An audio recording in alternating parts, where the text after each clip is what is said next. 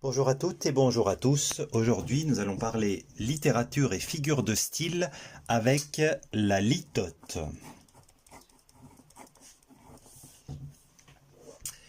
La litote est une figure de style, une figure d'atténuation qui consiste à dire moins pour suggérer plus.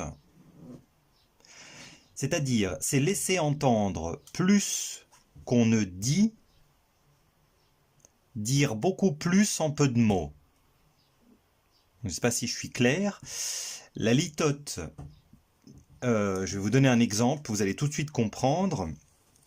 Si vous écrivez ou si vous dites, parce que c'est surtout à l'oral, dans le langage familier, elle n'est pas mauvaise. Elle n'est pas mauvaise. Cette tarte. Là, vous venez de créer la litote pour dire en définitive, elle est bonne, voire très bonne, cette tarte. D'accord?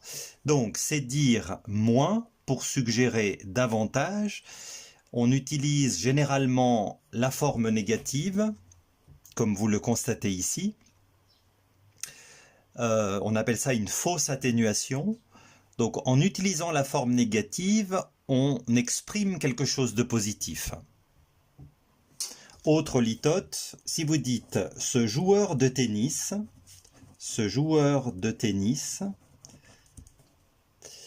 n'est pas très doué, n'est pas très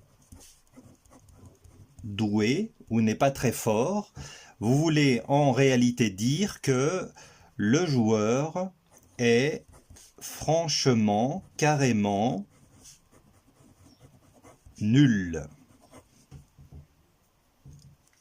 D'accord?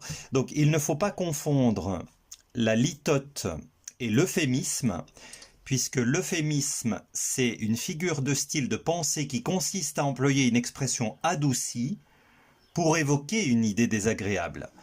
D'accord? Une idée triste ou brutale. Un euphémisme très connu, c'est elle nous a quittés ou il nous a quittés. Il nous a quittés. Ça veut dire en fait, il est mort. Un autre euphémisme, on l'a remercié. On l'a remercié hier. Ce qui veut dire qu'il a été licencié. D'accord? On l'a renvoyé.